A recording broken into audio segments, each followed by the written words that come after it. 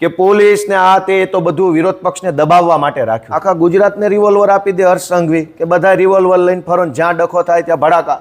મને એવું લાગે છે કે જો દરેક માણસ રિવોલ્વર લઈને ફરશે ગુજરાતમાં તો ગુજરાતની હાલત શું થશે.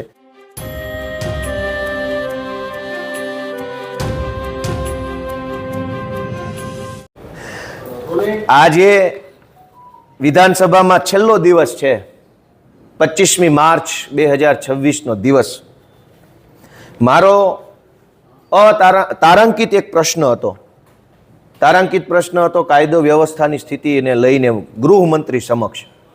જો કે વિધાનસભાના નિયમ પ્રમાણે મારો પ્રશ્ન પ્રાયોરિટીમાં આવ્યો નહીં, એટલે આ પ્રશ્ન અંગે વિધાનસભાની અંદર ચર્ચા કરવાની કોઈ તક મળી નથી. પરંતુ સરકારનો જે જવાબ આવ્યો છે એનું વિશ્લેષણ કરીને જનતા સુધી માહિતી પહોંચાડવી મને બહુ જરૂરી લાગે છે. એક બાજુ ગૃહમંત્રી દ્વારા, ભાજપની સરકાર દ્વારા સબ સલામતના મોટા મોટા દાવા કરવામાં આવે છે. અહીંયા તો બહેનો દીકરીઓ પણ રાત્રે ફરી શકે છે, ખૂબ સુરક્ષિત છે, આમ છે તેમ છે, બહુ મોટી વાતો થાય. પણ આજે જે આંકડા સામે આવ્યા છે એ આંખો ફાટી જાય એવા આંકડા છે. મેં એવું પૂછ્યું હતું, ખાલી ગુજરાતના બે જ શહેર અમદાવાદ અને સુરત, આખા અમદાવાદ જિલ્લામાં હથિયારના લાયસન્સ કેટલા લોકો પાસે છે અને કેટલાએ નવા માંગ્યા. સુરતમાં કેટલા લોકો પાસે હથિયારના લાયસન્સ છે અને કેટલા લોકોએ નવા માંગ્યા. આંકડો જોશો તો તમને એમ લાગશે કે આ તો બિહાર જેવો માહોલ છે. સુરતની અંદર 2882 લોકો પાસે હથિયારનું લાયસન્સ છે અને એમાં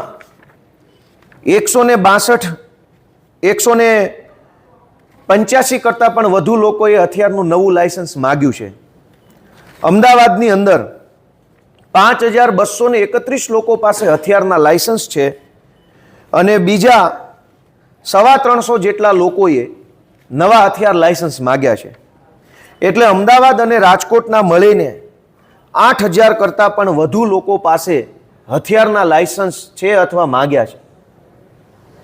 એનો અર્થ એવો થયો કે હવે લોકોને રાજ્યની સરકાર ઉપર, કાયદો વ્યવસ્થાની સ્થિતિ ઉપર, પોલીસ તંત્ર ઉપર કોઈ વિશ્વાસ નથી.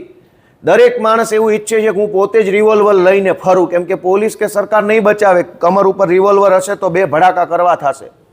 આ કેટલી ખરાબ પરિસ્થિતિ કહેવાય રાજ્યની કે 8-8000 લોકો ખાલી બે જ જિલ્લાઓમાં, સુરત ને રાજકોટની જ વાત છે, ભાવનગર, અમરેલી, મોરબી, સુરેન્દ્રનગર તો બધું વાત જ જવા દો, 8000 કરતાં વધુ લોકો રિવોલ્વરો લઈને ગુજરાતની રોડ ઉપર ફરે છે. શું કામ? કેમ કે એમને સરકાર ઉપર વિશ્વાસ નથી, એમને ભય છે. એટલે એ પોતે પોતાની સુરક્ષા કરવા માટે થઈ અને સરકાર પાસે સ્વરક્ષણ હથિયાર માગ્યું. અવડી મોટી સરકાર બેઠી હોય, અવડું મોટું ગૃહ મંત્રાલય હોય, અવડા મોટા મોટા એકદમ ગૃહમંત્રી હોય, રાજ્યના પોલીસ હોય, SRP હોય, હોમગાર્ડ હોય, crime branch, SOG, CID, cyber crime, આટલું બધું હોવા છતાંય છેલ્લે માણસે તો પોતાના રક્ષણ કરવા માટે બંદૂકો લઈને જ ફરવાનું. તો સરકારનો મતલબ શું વધ્યો જો દરેક માણસે પોતે પોતાની રિવોલ્વર લઈને ફરવું પડતું હોય તો? અને ધારો કે સ્વરક્ષણ જ બધાએ કરવાનું હોય તો 5000 લોકો જ શું કામ, 8000 લોકો જ શું કામ? આખા ગુજરાતને રિવોલ્વર આપી દે હર્ષ સંઘવી કે બધા રિવોલ્વર લઈને ફરો, જ્યાં ડખો થાય ત્યાં ભડાકા. મિત્રો, કાયદો અને વ્યવસ્થાની કથળેલી સ્થિતિનો ચિતાર આજે આ પ્રશ્નના જવાબમાં સરકારે આપ્યો છે.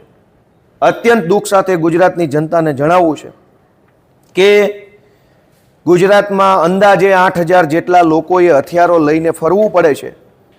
એ પરિસ્થિતિ બતાવે છે કે ગુજરાતમાં લોકોની જાનમાલની, પ્રોપર્ટીની, પોતાની જાતની કોઈ સલામતી જનતા અનુભવતી નથી અને માટે વધુને વધુ હથિયાર લાયસન્સો સરકાર પાસે માગવામાં આવ્યા છે. અને સરકારે પણ લાયસન્સ રદ કરવાના બદલે આપવાનું ચાલુ કર્યું, કેમ કે સરકાર પણ માને છે. સરકારે નહીં ખબર છે કે પોલીસ ને આ તે તો બધું વિરોધ પક્ષને દબાવવા માટે રાખ્યું છે. આજે ગુજરાતની પોલીસનો ઉપયોગ સામાન્ય જનતાની સુરક્ષા સેવા માટે નહીં, વિરોધ પક્ષોને ડરાવવા દબાવવા માટે થાય છે. ગઈકાલે રાત્રે 2 વાગ્યે અમારા અમદાવાદ શહેરના આગેવાન અમજદ ખાન પઠાણના ઘરે SOG પોલીસ ગયા, સવાર સુધી તમાશો કર્યો, ઘરની મહિલાઓને અડધી રાત્રે હેરાન કરવામાં આવી. આખા ગુજરાતની પોલીસ જનતાની સુરક્ષા કરવાના બદલે ભાજપની સુરક્ષા કરે છે. ભાજપના નેતાઓના ઇશારે કામ કરે છે. જનતા ભગવાન ભરોસે છે એટલે જનતા હવે હથિયાર લાયસન્સો માંગવા લાગી છે અને 8,000 જેટલા હથિયાર લાયસન્સો જનતા લઈને ફરે છે. મને એવું લાગે છે કે જો દરેક માણસ રિવોલ્વર લઈને ફરશે ગુજરાતમાં તો ગુજરાતની હાલત શું થશે. એટલે આ બાબતે ભાજપની સરકારે સ્પષ્ટતા કરવી જોઈએ કે આટલી બધી સંખ્યામાં હથિયારો લોકોએ કેમ લેવા પડે છે અને સરકાર કેમ એટલા બધા હથિયારોની મંજૂરી આપે છે એનો ખુલાસો હર્ષ સંઘવીએ કરવો જોઈએ. Thank you.